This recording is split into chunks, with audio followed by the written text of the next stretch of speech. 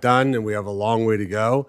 But if you're somebody who's an average working American today in 2026, you're better off than you were 3 years ago, because 3 years ago, you were getting demolished. At a recent Senate Banking Committee hearing, a moment of political deja vu took center stage when Bernie Moreno confronted Federal Reserve nominee Kevin Warsh with comments made nearly 2 decades ago by Chuck Schumer. Now, let's dive into the next one.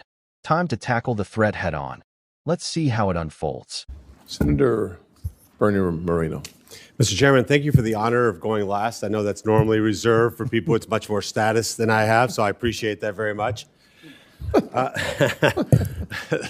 Mr. Chairman, I'm going to read something here for a second. Mr. Chairman, it's clear that Mr. Warsh is tremendously accomplished. He is committed to strong capital standards, effective supervision, and meaningful market discipline. He knows unequivocally that the Fed must be independent, non-ideological, and nonpartisan. And for this reason, I am proud to support his nomination.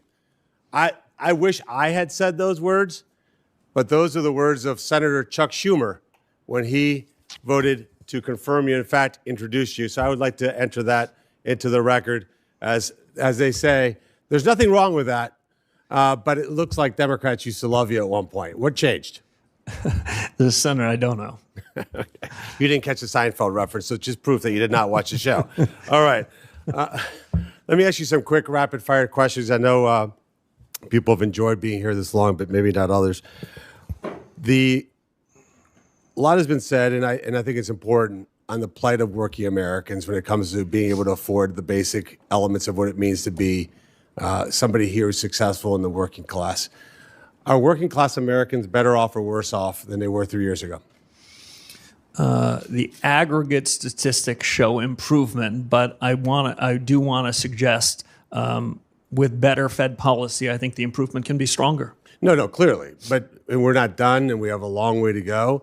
But if you're somebody who's an average working American today in 2026, you're better off than you were 3 years ago, because 3 years ago, you were getting demolished by generationally high inflation. Is that true? The trajectory on inflation is improving, but there's more work to do. And one of the key parts of why I'm supporting you is because a total and complete focus and understanding that the interest rate tool is the tool that allows you to help working Americans much more than the balance sheet tool. Would you agree? Yes, Senator, I do. All right, perfect. Let's move on to central bank digital currencies. Do you agree that the Federal Reserve has no legal right to issue a central bank digital currency? Senator, I agree that they don't have the right, and I think it would be a bad policy choice. Somebody just put an exclamation mark on that. Under your chairmanship of the Federal Reserve, you will not have the Federal Reserve explore or any way move towards a central bank digital currency. If it's within the power of the chairman of the Federal Reserve, I agree with that statement. Perfect. Let's shift over to AI. A lot has been said about that. And I worry that some of my colleagues don't feel that this is quote unquote real or happening as quick as it is. It is happening insanely fast. In fact, would you agree that it could lead to an employment shock, especially for entry-level white-collar jobs? Senator, I agree with you on the pace of the technology revolution. I've had to update my own priors versus 6 or 12 months ago as I've seen the rate of improvement of the models.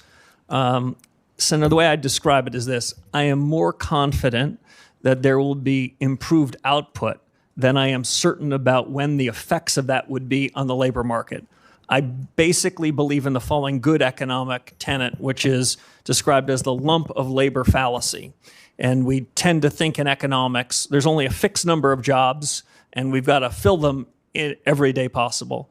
The labor force, the structure of the labor market changes. The jobs that will be created 2 or 3 years from now, some of which are unimaginable to us today. But the lag between the improvement in output and the effect on the labor markets, that's got to be central to the Fed's thinking, given the pace of innovation in this cycle. And this concept of price stability plus maximum employment, that maximum employment piece is problematic when policymakers open our borders and let tens of millions of people come into this country illegally. Is that not correct? No, I'm gonna let you guys handle immigration policy. I'm gonna have plenty on my plate if confirmed. But adding 10 to 20, 30 million people into the country when you're trying to make certain that everybody here has a job is problematic, correct? Yeah, the central bank takes the labor market is as it is, and that's a function of policies you and the administration put in place. It's not our place to be opining on that. Okay. And let me just add one last thing and more to your wife. How did you get so lucky to have a guy that's so romantic that on Valentine's Day of 2006, he brings you to a Senate hearing? I mean, you set a high bar for all of us. Look, I'm going to ruin the suspense for everybody. You're going to be confirmed. You're going to be the Federal Reserve Chairman. And most importantly, you're going to do an incredible job. And I'm honored to be able to have been part of that process and will vote for you resoundingly. Thank you, Senator.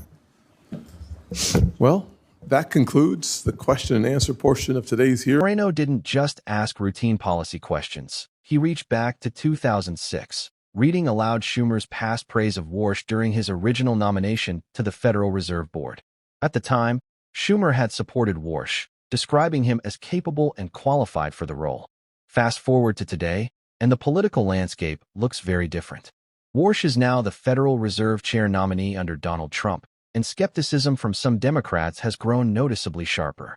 So what's really going on here? Moreno's move was strategic. By resurfacing Schumer's earlier endorsement, he aimed to highlight what Republicans often frame as inconsistency or political convenience among their Democratic counterparts. The implication is clear. If Warsh was qualified then, what has fundamentally changed now? Is the opposition rooted in policy concerns, or is it simply partisan alignment shifting with the times? From a broader perspective, this exchange underscores how nominations to powerful economic institutions like the Federal Reserve are rarely just about credentials. They're also about trust, ideology, and timing.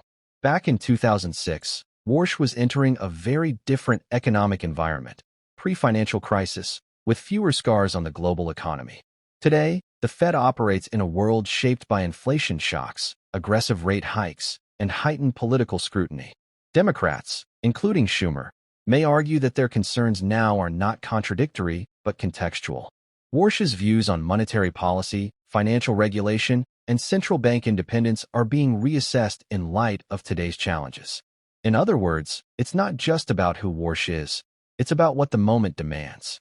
Still, Moreno's line of questioning achieved its purpose. It put Democrats on the defensive and reframed the conversation from purely forward-looking policy debates to questions about credibility and consistency.